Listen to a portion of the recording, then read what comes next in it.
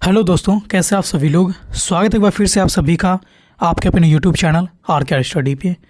आज के इस वीडियो के माध्यम से हम सभी लोग सीटेट के प्रीवियस ईयर के क्वेश्चन करने वाले हैं। साल हम लोग का 2016 होने वाला है। गलती से यहाँ पर 2015 लिखा हुआ है। 2016 का हम लोग सारे CDP के में जितने सारे क्वेश्चन पूछे गए थे सारे क्वेश्चन आंसर को हम लोग यहाँ पे करने वाले हैं।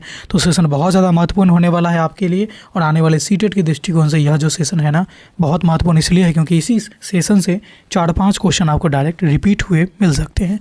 तो चलिए बने रहिएगा वीडियो के अंत तक और चलिए देखते हैं सीटेट 2016 में पहला क्वेश्चन क्या पूछा गया था CDP में। क्वेश्चन आपके सामने कि अपने चिंतन के अवधारणात्मक परिवर्तन लाने हेतु शिक्षार्थियों को सक्षम बनाने के लिए एक शिक्षक को क्या चाहिए। ऑप्शन है कि उन बच्चों को पुरस्कार देना चाहिए जिन्होंने अपने चिंतन में परिवर्तन किया है, बच्चे को स्वयं चिंतन करने के लिए हतोत्साहित करना चाहिए और उनका कहना चाहिए कि वे शिक्षिका की बातों को सुने और उनका अनुपालन करें। ये भी गलत है, ये भी गलत है। व्याख्यान के रूप में व्याख्याता प्रस्तुत करनी चाहिए, ये भी गलत है। और डी है कि स्पष्ट और शाश्वत करने वाली व्याख्या देनी चाहिए तथा शिक्षार्थियों के साथ चर्चा करना चाहिए। ये हो जाएगा इस क्वेश्चन का सही answer option number A, option number D. चलते हैं दूसरे क्वेश्चन की तरफ कि प्राथमिक विद्यालय में कक्षा कक्ष के संदर्भ में सक्रियबद्धता का क्या अर्थ है। ऑप्शन आपके सामने सक्रियबद्धता पूछा जा रहा है क्वेश्चन में, ठीक है। याद करना, प्रोत्साहन और सुनना, शिक्षक का अनुकरण और नकल करना, ये भी नहीं है। जांच पड़ताल, प्रश्न पूछना और वाद विवाद, ये इसका ऑप्शन नंबर आपके सामने सही चले जाएंगे। 2 नंबर क्वेश्चन के लिए ऑप्शन नंबर सी सही हो जाएंगे।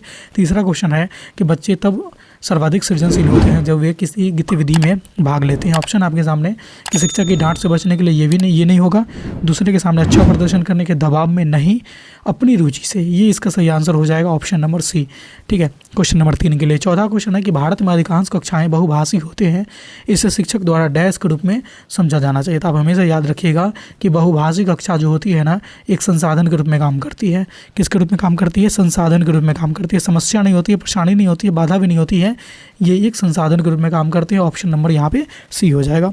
5वां क्वेश्चन है कि शिक्षार्थियों द्वारा की गई गलतियाँ और त्रुटियाँ क्या होती है डैश, ठीक है। बच्चे को कमज़ोर अथवा अकुशल चिन्हित करने में के अच्छे अवसर होते हैं, नहीं, गलत हो जाएगा। शिक्षक और शिक्षार्थी की असफलता के सूचक हैं, ये भी नहीं, ऐसा कोई बात नहीं है। उनके चिंतन को समझने के अवसर के रूप में देखी जानी चाहिए और कठोरता से नहीं अपनाई जानी चाहिए। देखिए जब कोई बच्चा गलती करता है ना तो ये हमें सोचने पर मजबूर करता है, समझने पर कि उसके चिंतन लेवल क्या है, उसकी पढ़ाई का स्तर क्या है, वो किस हिसाब से सोचता है, ठीक है। इस तरह से आप देखेंगे तो क्वेश्चन नंबर 5 का सही आंसर जो है ऑप्शन नंबर सी हो जाएंगे। छठा क्वेश्चन है कि डैश के विचार से बच्चे सक्रिय ज्ञान निर्माता तथा उन्नत वैज्ञानिक हैं जो संसार के बारे में अपने सिद्धांतों की रचना करते हैं।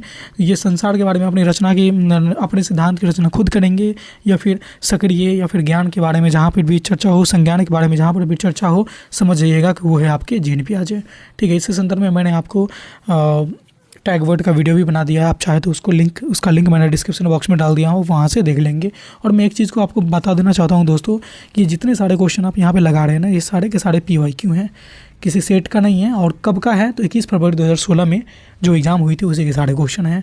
तो चलिए आगे बढ़ते हैं, इस क्वेश्चन का आंसर तो डी हो जाएगा। 7वां क्वेश्चन की तरफ बढ़ते हैं कि बाल केंद्रित शिक्षा शास्त्र का अर्थ है बच्चों को नैतिक शिक्षा देना, बच्चों को शिक्षक का अनुसरण और अनुकरण करने के लिए कहना नहीं, बच्चों को अभिव्यक्ति और उनके सक्रिय भागीदारी को महत्व देना। ऑप्शन नंबर सी यहाँ से छट के आ जा रहा है, ठीक है।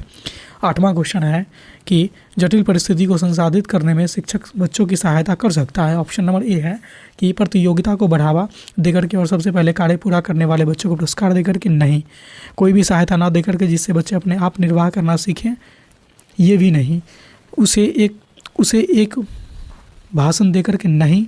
डी कह रहा है कि उस कार्य को छोटे छोटे हिस्से में बांट करके फिर उसके बाद निर्देश लिख करके, ये इसका सही आंसर हो जाएंगे, ऑप्शन नंबर डी हो जाएंगे। 9वां क्वेश्चन है कि शिक्षार्थियों से यह अपेक्षा करना कि वे ज्ञान को उसी रूप में पुनः प्रस्तुत करें जिस रूप में उन्हें ग्रहण किया है, ये क्या है।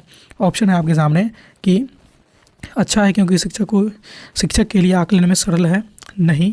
एक प्रभावी आकलन युक्ति है, ये भी नहीं।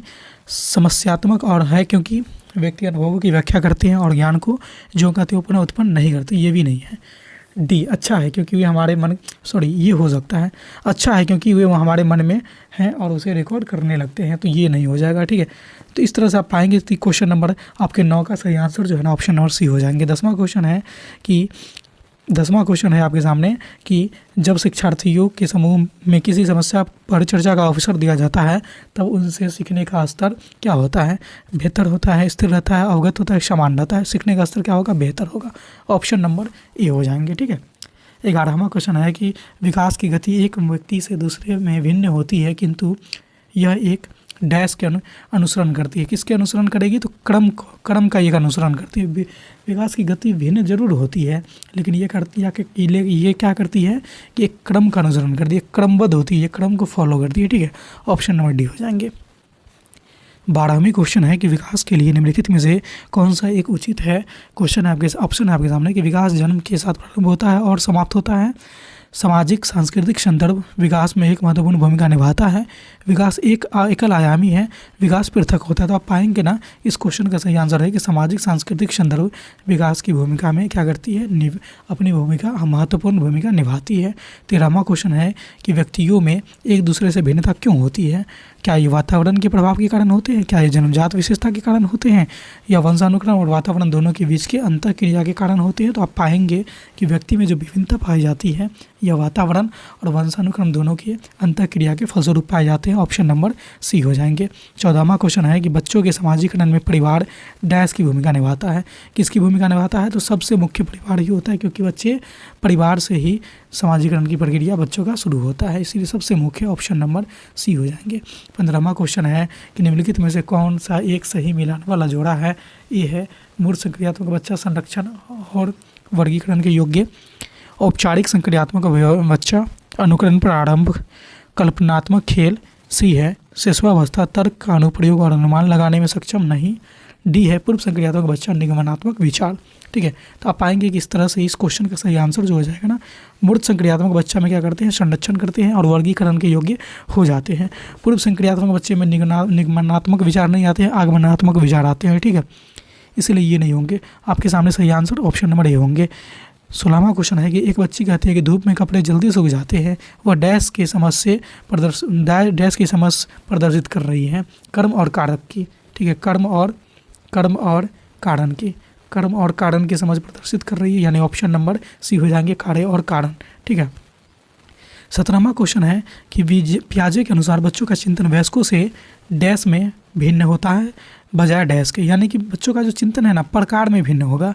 ठीक है, जैसे वयस्क अमूर्त चिंतन भी कर सकते हैं, लेकिन बच्चे अमूर्त चिंतन नहीं करेंगे, यानी चिंतन तो वो भी करेंगे, लेकिन प्रकार क्या होंगे? भिन्न होंगे, और मात्रा में नहीं। मात्रा तो अलग अलग चीज़ है, कोई भी बच्चा ज़्यादा सो सकता है, कम सो सकता है, प्रकार में भिन्न होते हैं। ठीक है, ऑप्शन नंबर आपके सामने सी हो जाएंगे। 18वां क्वेश्चन है कि निम्नलिखित में से कौन सा एक आधारभूत सहायता कारण का उदाहरण है? आपके सामने ऑप्शन है कि संकेत देना और सूक्ष्म प्रश्न पूछना, प्रेरक भाषण, बिना प्रश्न के समाधान और उपहार देना। तो आप पाएंगे ना कि 18 नंबर क्वेश्चन का सही विकल्प जो है ऑप्शन नंबर ए हो जाएगा कि संकेत देना और सूक्ष्म प्रश्न पूछना। 19वां क्वेश्चन है कि वाइगोत्स्की के अनुसार बच्चे सीखते हैं पुनर्बलन से, परिपक्वता से, अनुकरण से और वयस्कों और समवयस्कों के परस्पर अंतः क्रिया से। ठीक है, तो वाइगोत्स्की की चर्चा जहाँ भी होगी वहाँ पर क्रिया से हो जाएगी, परस्पर क्रिया या अंतः क्रिया या समाज के साथ अंतः क्रिया, इस तरह की टर्म आपको मिलेंगे, आपका वहाँ भी सही आंसर होंगे। ठीक है, 20वां क्वेश्चन है कि कोहलबर्ग ने प्रस्तुत किए हैं। क्या प्रस्तुत किए हैं? संज्ञानात्मक विकास के चरण नहीं, शारीरिक विकास के चरण, संवेगात्मक और नैतिक विकास के चरण। तो आप पाएंगे कि कोहलबर्ग की बात जहाँ पे आएगी तो आप पाएंगे कि ये नैतिक विकास के स्तर को दिया था। ठीक है, 21वां क्वेश्चन है कि निम्नलिखित में से कौन सी स्थिति बाल केंद्रित तथा कक्षा कक्ष को दर्शाती है? कौन सी स्थिति बाल केंद्रित कक्षा कक्ष की स्थिति को दर्शाती है? नोट पर लिखवा करके याद करवाना नहीं, केवल पाठ्य पुस्तक नहीं, समूह में कार्य और शिक्षक का मार्गदर्शन। ठीक है, ये इसका सही आंसर हो जाएगा ऑप्शन नंबर सी। 22वां क्वेश्चन है कि बुद्धि मतलब बुद्धि क्या है? समस्याओं का समुच्चय है, जातीय विकार है, अनुकरण की योग्यता है या एक विशिष्ट योग्यता है? तो बुद्धि जो है ना, बुद्धि एक विशिष्ट योग्यता होती है। बुद्धि क्या है? एक विशिष्ट योग्यता है, एक विशिष्ट क्षमता है। 23वां क्वेश्चन है कि भाषा विकास के लिए प्रारंभिक बचपन डैश काल है। भाषा विकास के लिए प्रारंभिक बचपन डैश काल है। कम महत्वपूर्ण, अमहत्वपूर्ण, अति संवेदनशील और निरपेक्ष। तो भाषा विकास के लिए जो प्रारंभिक बचपन काल होते हैं ना, ये सबसे महत्वपूर्ण होते हैं, इसीलिए इसको बोला जाता है अति संवेदनशील काल। अति संवेदनशील काल इसको बोला जाता है। ठीक है, 24वां क्वेश्चन है कि लड़के बने लड़कियां जैसा व्यवहार मत करो। यह कथन किसको बताता है? देखिए, लड़के बने लड़की जैसा व्यवहार ना करो, ये जातिगत भेदभाव को दर्शा रहा है। ठीक है, ऑप्शन नंबर ए कि ये रूढ़िवादिता को दर्शा रहा है, रूढ़िवादिता को दर्शा रहा है, जातिगत भेदभाव को दर्शा रहा है, जेंडर के को पक्षपात कर रहा है। ठीक है, ऑप्शन नंबर ए हो जाएगा, सी हो जाएगा, लैंगिक रूढ़िवादिता को दर्शा रहा है। ठीक है, ऑप्शन नंबर सी हो जाएंगे। 25वां क्वेश्चन है कि आकलन क्या है? तो बच्चों को लेवल करने की रणनीति है नहीं, प्रतिस्पर्धा बढ़ाने के साधन है नहीं, दबाव उत्पन्न का प्रक्रिया है नहीं, सीखने में सुधार करने की तरीका है। आकलन क्या है? सीखने में सुधार करने की तरीका है। 26वां क्वेश्चन है कि समावेशन का मुख्य सबसे उपयुक्त अर्थ क्या है? बच्चों को क्षमता के अनुसार अलग करना नहीं, कुछ बच्चे नहीं सीख सकते नहीं, सभी बच्चों को एक समान विद्यालय में समान अवसर देना, ये समावेशन का उपयुक्त अर्थ है। और समावेशी शिक्षा भी इसी सिद्धांत पे कार्य करती है। ऑप्शन नंबर सी हो जाएंगे। 27वां क्वेश्चन है कि वंचित पृष्ठभूमि के बच्चों के लिए शिक्षक को चाहिए कि क्या चाहिए? अधिक लिखित कार्य दें, उन्हें चर्चा में शामिल करें, अलग बैठाएं और अनदेखा करें। देखिए, कोई भी वंचित भूमि का भी बच्चे हो ना, उन्हें चर्चा में शामिल करेंगे, ठीक है, सबके साथ, यही इसका काम होता है एक शिक्षक का। Option number B. 28वां क्वेश्चन है कि निम्नलिखित में से कौन सा अधिगम नियंत्रता को दर्शाता है? एक मूड स्विंग नहीं होगा, अपमानजनक व्यवहार ये भी नहीं। अधिगम नियंत्रणता का मतलब हो गया कि अधिगम अक्षमता, ठीक है, अधिगम संबंधी विकार जो है, लर्निंग डिसेबिलिटी अंग्रेजी में होते हैं। अत्यधिक शारीरिक सक्रियता ये भी नहीं। देखिए, बी को डी पढ़ेगा, आवाज़ को 100 पढ़ेगा, 30 को 12 पढ़ेगा, ये अधिगम संबंधी अक्षमता को दर्शा रहा है। ऑप्शन नंबर सी हो जाएंगे। एक बच्चा जो आंशिक रूप से देख सकता है, बिना विशेष प्रावधान के नियमित विद्यालय में शिक्षा न दी जाए, अलग संस्थान में दी जाए, विशेष प्रावधान के साथ नियमित विद्यालय में रखें। बिल्कुल, एक बच्चा जो आंशिक रूप से नहीं दे सकता है, उसको एक सुविधा तो दीजिए आप विशेष रूप से, लेकिन उसको एक ही विद्यालय में पढ़ाइए, ठीक है। तो आप पाएंगे कि ऑप्शन नंबर यहाँ पर क्या हो जाएंगे? डी हो जाएंगे सही आंसर। 30वां क्वेश्चन है कि सीखना क्या है?